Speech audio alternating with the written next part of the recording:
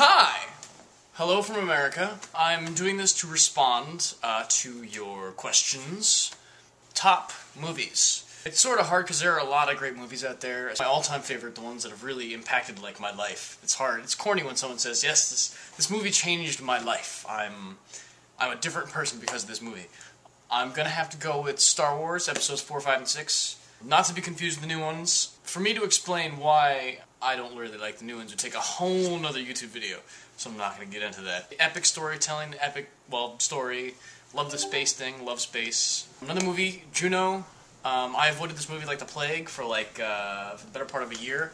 Everyone was telling me what a great movie it was, kind of like Iron Man. Everyone was like, "Oh, you gotta see this movie, you gotta see this movie." And I just completely blew it off. Watched that, and that's one of the movies that I'll probably never watch again. It was that good.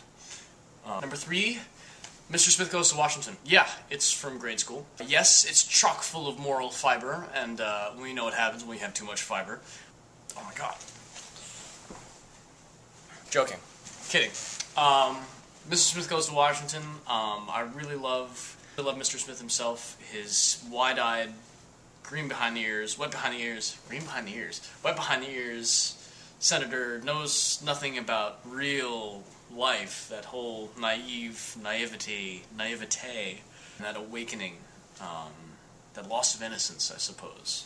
I really like the purity in that movie, I suppose you'd say. Number 4, The Matrix. It's sort of a typical thing for a nerd to say, "Oh, I love The Matrix. Gotta see The Matrix." I watched the movie like 1,000 times. I have it on VHS and DVD. As soon as it came out on VHS, it was at the AMP.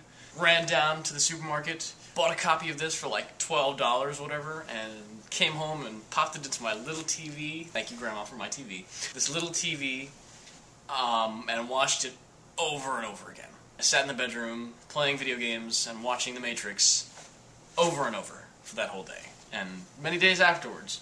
And finally, last but not least, number 5. Thanks to Dad for introducing me to Dirty Rotten Scoundrels. Stars Steve Martin, Michael Caine, and other really famous people. It's about con artists. I had a lot of fun with that movie, watching that movie. I had nothing to do with the creation of that movie whatsoever, because it was well before my time. As was my dad. I would check that out if you haven't seen it already. It's kind of an older movie. Steve Martin doesn't have wrinkles, and neither does Michael Caine. Plot, the story, the character development, the way they follow these guys around, and in their con artistry,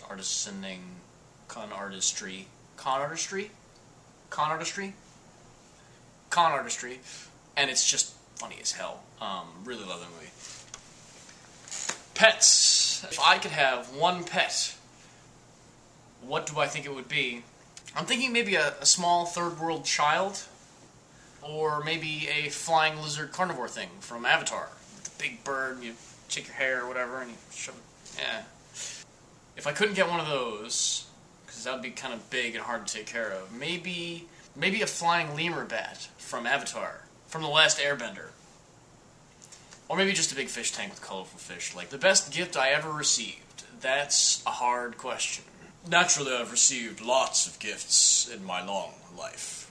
In my illustrious career on stage and screen.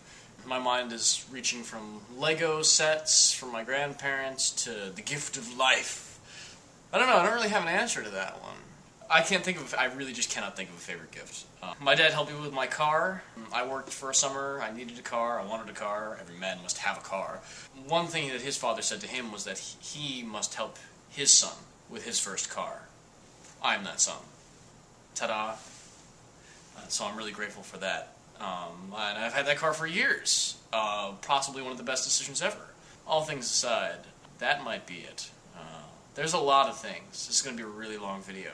And we move on to your questions. Your questions to me. My 5 favorite Ultimate TV shows. I don't watch a lot of TV, or I like to say I don't. House, number 1. Watch House at least every week, if not every day. Battlestar Galactica, the new series of Battlestar Galactica. My god. I'm not even going to talk about it, I'm just going to tell you that it's awesome. The camera work and the characters and the development over the course of the seasons, really good stuff. I mean, Futurama, love Futurama, like typical nerd guy right here. Typical nerd, let me just put on my glasses. Nerd guy right here. Really love Futurama. Very funny. Love the characters. Again, it's all about the characters. All about the stories that they come up with. Every episode they come up with something that's actually really interesting. When you've got a whole universe to work with. Number 4, Boston Public. Many people remember Boston Public, but few people care. It had great people in it. Chi McBride, Daniel Rappaport, or Bill Rappaport, Justin Rappaport, something Rappaport. It's hard to, like, pick the last one, because then it's like saying that the other ones that I haven't mentioned I just don't like. Project Runway and Top Chef. I count those as the same show, because it kind of is the same show. Project Runway, Top Chef, really love them. Making them watch food, making them watch dresses, and pants, and skirts, and things. No interest in fashion whatsoever, but I really like watching that show, because it's just entertaining watching them make things out of, like, hardware. I'm gonna make you make a dress out of nuts, bolts, and plastic. Good luck. And some of the things they come up with are absolutely amazing. It's inspiring. That's one of the reasons why I watch those shows. It's the same with Top Chef, because they would be like, I'm going to give you this big pile of glass, and I need you to make this into something that's edible.